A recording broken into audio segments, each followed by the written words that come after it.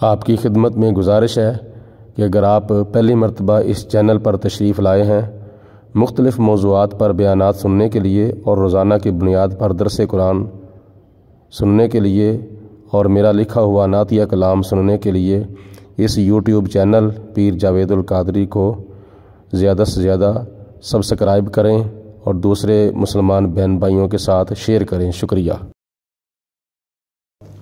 سورۃ فرقان کی آیت نمبر 45 ہے۔ اس کے اندر اللہ پاک نے اپنی قدرت کے کمال اور قدرت کے کرشمے بیان فرمائے ہیں، جو کہ اللہ تعالیٰ کی توحید اور خدا تعالیٰ کی وحدانیت اور خدا کے معبود ہونے کے دلائل ہیں۔ اللہ تعالیٰ نے فرمایا الم ترى، اے میرے حبیب علیہ الصلوۃ والسلام، کیا آپ نے دیکھا الی ربک، اپنے رب کی قدرت کا کمال۔ یہ تیرے رب کی قدرت کا کمال ہے کیا؟ کیف مد الظل، چیزوں کے سایوں کو کیسے وہ لمبا کرتا ہے۔ جب سورج طلوع ہوتا ہے تو اس وقت دیوار کا سایہ، انسان کا سایہ، درختوں کا سایہ لمبا ہوتا ہے، اور جس وقت سورج غروب ہونے لگتا ہے، غروب ہونے سے پہلے بھی سورج طلوع ہوتے وقت جو سایوں کی کیفیت ہوتی ہے وہی غروب آفتاب کے وقت ہوتی ہے، یعنی لمبے لمبے سائے ہوتے ہیں۔ تو یہ اللہ تعالیٰ کی ذات بابرکات کی قدرت کا کمال ہے۔ وَلَوْ شِئْنَا لَجَعَلَهُ سَاكِنًا، اور اگر ہم چاہیں تو ان سایوں کو ساکن بھی کر دیں، ایک جگہ پہ کھڑا بھی کر دیں۔ یہ اللہ تعالیٰ کی قدرت ہے۔ خدا تعالیٰ چاہے تو سورج ایک جگہ پہ رک جائے، جب سورج ایک جگہ پہ رک جائے گا تو سایہ بھی ایک جگہ پہ رک جائے گا۔ اگر سایہ چلتا ہے تو سورج کے چلنے کی وجہ سے سایہ چلتا ہے، تو اس لیے اللہ تعالیٰ کی ذات کی یہ قدرت ہے کہ اس نے ہمارے سائے لمبے بھی کر دیے سورج طلوع ہونے کے بعد اور سورج غروب ہونے سے پہلے۔ ثم جعلنا الشمس علیہ دلیلا، تو اس کے اوپر ہم نے سورج کو دلیل بنایا ہے، سورج علامت بنایا ہے۔ اس وجہ سے سائے جو ہیں وہ چھوٹے ہوتے ہیں، لمبے ہوتے ہیں، کیونکہ سورج طلوع ہوتا ہے اور سورج غروب ہوتا ہے۔ یہ اللہ تعالیٰ کی قدرت کے کرشمے ہیں۔ ثم قبضناہ الینا قبضا یسیرا، پھر ہم نے ان سایوں کو اپنی طرف کیا نام ہے کھینچ لیا، سمیٹ لیا، کیونکہ سورج جب بالکل سر پہ آ جاتا ہے تو اس وقت سایہ بالکل چھوٹا ہو جاتا ہے۔ جب سورج سر سے ڈھلنا شروع ہو جاتا ہے پھر سایہ بڑھنا شروع ہو جاتا ہے۔ گرمیوں کے اندر عموماً آپ دیکھتے ہیں کہ سورج بالکل جب دوپہر کے وقت سائے پہ ہوتا ہے، سر پہ ہوتا ہے، تو اس وقت سایہ بالکل قدموں میں ہوتا ہے، بالکل چھوٹا سا سایہ ہوتا ہے کیونکہ سورج سر پہ ہے۔ تو یہ اللہ تعالیٰ فرماتا ہے کہ ہم جو چاہیں کریں، کیونکہ اللہ تعالیٰ علی کل شیء قدیر ہے۔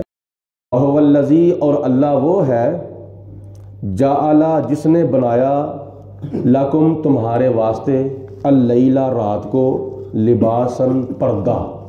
لباسن کا معنی لباس یعنی پردہ۔ جب ہم لباس پہنتے ہیں تو اس وقت ہمارے جسم کا پردہ ہو جاتا ہے۔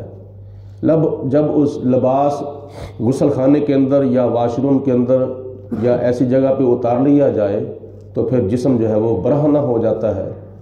تو لباس ایک پردہ ہے۔ اللہ تعالیٰ نے رات کو بھی پردہ بنایا ہے۔ وہ کیسے پردہ بنایا ہے؟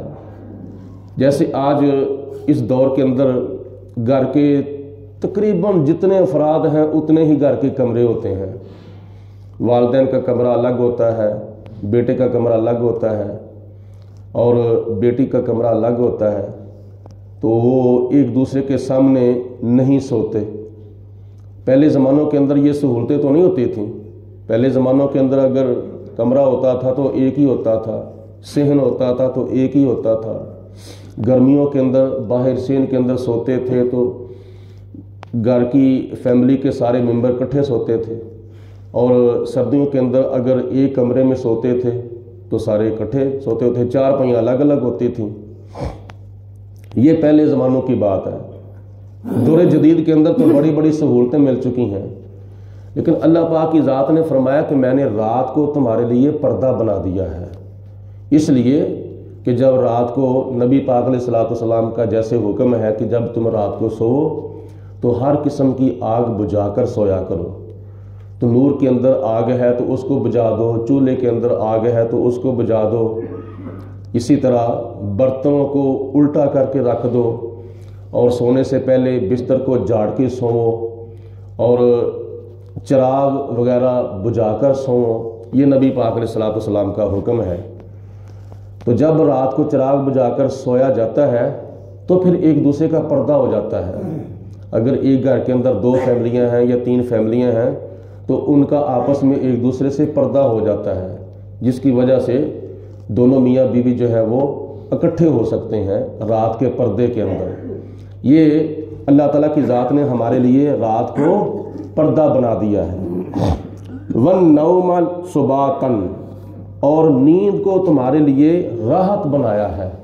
جب تم رات کو کام سے ڈیوٹی سے واپس گھر میں آتے ہو تو تمہیں تھکاوٹ ہوتی ہے، سارا دن کام کر کے محنت مزدوری کر کے سارے دن کی جب تھکاوٹ ہوتی ہے تو بندہ رات کو آتا ہے، آ کر گھر میں کھانا کھاتا ہے، نماز پڑھتا ہے، اور تھکاوٹ کے دوران ہی جب سو جاتا ہے تو یہ جو نیند ہے نا، نیند یہ بندے کے جسم کو فریش کرنے کے لیے اللہ تعالیٰ کا ایک دیا ہوا تحفہ ہے، خدا تعالیٰ کی ایک نعمت ہے۔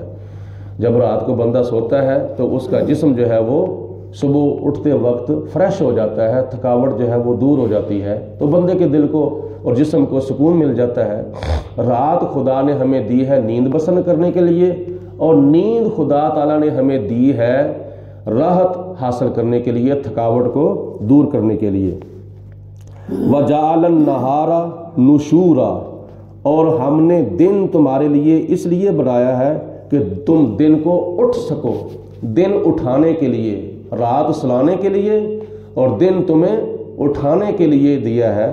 تم صبح کے وقت اٹھو، فجر کے وقت جب اذان ہوتی ہے، حی علی الصلاۃ حی علی الفلاح، اور نماز کی طرف، اور کامیابی کی طرف۔ پھر صبح کی اذان کے اندر ایک جملے کا اضافہ ہوتا ہے، الصلاۃ خیر من النوم، سونے والے نماز نیند سے بہتر ہے۔ فجر کے وقت اٹھ کر اللہ کی بارگاہ میں حاضر ہو جا اور نماز ادا کر، رکوع و سجود کر، قوما قیام کر اللہ کی بارگاہ میں۔ تو صبح اللہ پاک نے عطا فرمائی اٹھنے کے لیے۔ حضرت آدم علیہ السلام نے جنت کے اندر صبح کا وقت نہیں دیکھا تھا۔ جب آپ جنت سے زمین کے اوپر تشریف لائے تو زمین کے اوپر آئے تو رات کے وقت آئے تھے، تو رات جب گزری تو صبح جب آپ نے کی تو صبح کرنے کے شکریہ میں حضرت آدم علیہ السلام نے 2 رکعت نماز ادا کی، اور وہ ہمارے لیے فجر کی نماز بن گئی۔ یہ فجر کی نماز حضرت آدم علیہ السلام کی یادگار ہے۔ تو جناب آدم علیہ السلام نے اللہ تعالیٰ کا شکر ادا کیا، یا اللہ تیرا شکر ہے تو نے مجھے صبح کرنی نصیب فرمائی ہے۔ تو آج ہم جب اٹھتے ہیں تو اٹھ کر کیا کرتے ہیں؟ اٹھتے ہی جب فکر پڑ جاتا ہے، گھڑی کا ٹائم دیکھتے ہیں تو ٹائم تو زیادہ ہو گیا ہے، ڈیوٹی پہ جانا ہے، کام پہ جانا ہے، فٹافٹ کیا نام ہے منہ دھویا اور واش روم میں جا کے واپس ہو کے آئے، کھانا کھایا، کام پہ چلے گئے۔ یہ کیا صبح کرنے کا طریقہ ہے؟ صبح تمہارا جو ہے دن کا جو آغاز ہے وہ نماز فجر سے ہونا چاہیے، تلاوت قرآن سے ہونا چاہیے، درس قرآن سے ہونا چاہیے، اگر ہو سکے تو سورۃ یاسین سے ہونا چاہیے، سورۃ الرحمن سے ہونا چاہیے۔ نبی پاک علیہ الصلوۃ والسلام پر درود و سلام پڑھنے سے دن کا جو آغاز ہے وہ ہونا چاہیے۔ تو دن اللہ پاک نے ہمیں اٹھنے کے لیے عطا فرمایا ہے، سونے کے لیے نہیں عطا فرمایا۔ بامر مجبوری بندہ دن کو سو بھی جائے تو کوئی اتنا مسئلہ بھی نہیں ہے، ایک عمومی بات ہے، ورنہ نبی پاک علیہ الصلوۃ والسلام کی ایک سنت ہے، حدیث پاک میں آتا ہے نبی پاک علیہ الصلوۃ والسلام دوپہر کو قیلولہ کرتے تھے، ظہر کے وقت، ظہر سے پہلے یا ظہر کے بعد دوپہر کے وقت آپ قیلولہ کرتے تھے، یعنی تھوڑا سا ٹائم آپ آرام فرماتے تھے۔ تو یہ نبی پاک علیہ الصلوۃ والسلام کی سنت ہے۔ وَهُوَ الَّذِي، اور اللہ وہی اللہ ہے، أَرْسَلَ الرِّيَاحَ بُشْرًا بَيْنَ يَدَيْ رَحْمَتِي، خدا تعالیٰ وہ خدا ہے جو بارش برسانے سے پہلے خوشخبری دینے والی ہوا کو بھیجتا ہے۔ وَأَنزَلْنَا مِنَ السَّمَاءِ مَاءً طَهُورًا، اور ہم نے آسمان سے پانی برسایا۔ کون سا پانی؟ پاک پانی، جو تمہیں پاکیزگی دیتا ہے، جس سے تم پاکیزگی حاصل کرتے ہو۔ اور بارش کے پانی کے ساتھ وضو بھی کیا جا سکتا ہے، نہایا بھی جا سکتا ہے، غسل بھی کیا جا سکتا ہے، اگر وضو اور غسل کے فرائض اور واجبات جو ہے وہ پورے کر لیے جائیں تو یہ پانی وضو اور غسل کرنے کے بھی قابل ہے، کیونکہ آسمان سے جو پانی برستا ہے وہ پاک ہوتا ہے اور پاک کرنے والا ہوتا ہے۔ لِنُحْيِيَ بِهِ بَلْدَةً مَيْتًا، تاکہ اس پانی کے ذریعے مردہ شہروں کو زندہ کر دیا جائے۔ اس سے مراد یہ ہے کہ بنجر زمین کو زرخیز کر دیا جائے۔ بنجر زمین وہ ہوتی ہے جس کے اوپر کوئی فصل نہیں اگ سکتی، کوئی کھیتی باڑی نہیں ہو سکتی، اور زرخیز زمین وہ ہوتی ہے جس کے اوپر کھیتی باڑی کی جاتی ہے، جس کے اندر بیج بویا جاتا ہے تو وہ اس سے فصل اگ جاتی ہے۔ وَنُسْقِيَهُ مِمَّا خَلَقْنَا أَنْعَامًا، اور ہم اس پانی سے پھر چوپایوں کو اور مال مویشیوں کو پانی پلاتے ہیں۔ وَأَنَاسِيَّ كَثِيرًا، اور بہت سے انسانوں کو بھی پانی پلاتے ہیں۔ یعنی بارش کا پانی جو ہے وہ پینے کے قابل بھی ہوتا ہے، جس کو جانور بھی پیتے ہیں اور انسان بھی پیتے ہیں۔ ایک روایت میں آتا ہے کہ بارش کا پانی اگر کسی برتن میں جمع کر لیا جائے تو اس پانی کے اوپر 70 مرتبہ سورۃ اخلاص پڑھ کے دم کیا جائے، قُلْ هُوَ اللَّهُ أَحَدٌ اللَّهُ الصَّمَدُ لَمْ يَلِدْ وَلَمْ يُولَدْ وَلَمْ يَكُنْ لَهُ كُفُوًا أَحَدٌ۔ یہ سورۃ اخلاص اگر پانی کے اوپر، بارش کا جو پانی ہے اس کے اوپر 70 مرتبہ سورۃ اخلاص پڑھ کے دم کیا جائے تو بعد میں وہ کسی بیمار کو پلا دیا جائے تو سورۃ اخلاص کی برکت سے اللہ تعالیٰ اس بیمار کو شفائے کاملہ عطا فرمائے گا۔ یہ بھی اللہ پاک نے ہمارے لیے شفا کا ایک ذریعہ اور سبب بنایا ہے۔ تو ان آیات بینات کے اندر اللہ پاک نے اپنی قدرت کے کمالات اور کرشمے بھی بیان فرمائے ہیں کہ اللہ کس کو کہتے ہیں، خدا کس کو کہتے ہیں، وحدہ لا شریک کس کو کہتے ہیں، معبود حقیقی کس کو کہتے ہیں، خالق کو، مالک کو، رازق کس کو کہتے ہیں۔ تو وہ یہ کام کر سکے اور جس کے اندر یہ کمال پائے جاتے ہوں اس کو خالق، مالک، رازق، وحدہ لا شریک اور معبود کہا جاتا ہے۔ تو اللہ کے فرمانے کا مقصد یہ ہے کہ یہ سارے کام جو میں کر سکتا ہوں بتوں میں سے کوئی کام بھی نہیں کر سکتا، کوئی بت ایسا کام نہیں کر سکتا، اس لیے بت پوجا کی لائق نہیں ہے۔ پوجا کی لائق وہ ہے جس نے ساری کائنات کو پیدا فرمایا ہے۔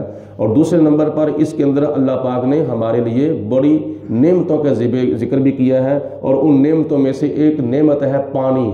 پانی بڑی انسان کے لیے عظیم نعمت ہے۔ اللہ پاک ہمیں زیادہ سے زیادہ نعمتوں کی شکر گزاری کی توفیق عطا فرمائے اور نبی پاک علیہ الصلوۃ والسلام کی تعلیمات پر عمل کرنے کی توفیق عطا فرمائے۔ وآخر دعوانا ان الحمد للہ رب العالمین، الصلاۃ والسلام علیکم یا سیدی یا رسول اللہ وعلی آلک وصحبک یا سیدی یا حبیب اللہ، الصلاۃ والسلام علیک یا رحمۃ للعالمین وعلی آلک وصحبک یا خاتم النبیین۔ اللهم صل على سيدنا ومولانا محمد معدن الجود والكرم وآله وصحبه وبارك وسلم ربنا آتنا في الدنيا حسنة وفي الآخرة حسنة وقنا عذاب النار ربنا اغفر لي ولوالدي وللمؤمنين يوم يقوم الحساب واعف عنا واغفر لنا وارحمنا انت مولانا فانصرنا على القوم الكافرین۔ یا اللہ پاک اپنا فضل و کرم، رحمتیں برکتیں، انعام و اکرام، دین و دنیا کی نعمتیں برکتیں، دنیا اور آخرت کی کامیابیاں، قبر و حشر میں نبی پاک علیہ السلام کی زیارت اور شفاعت ہمارے اور ہمارے فوت شدگان کے شامل حال فرما۔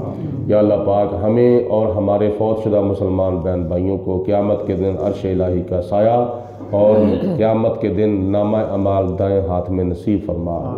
یا اللہ ہمارے صغیرہ و کبیرہ گناہ معاف فرما، ہمیں زیادہ سے زیادہ نیکیاں کرنے کی توفیق عطا فرما، فرائض و واجبات کی ادائیگی کی توفیق عطا فرما۔ یا اللہ پاک سستیوں کوتاہیوں سے، بے عملیوں سے محفوظ فرما، بد عملیوں سے محفوظ فرما۔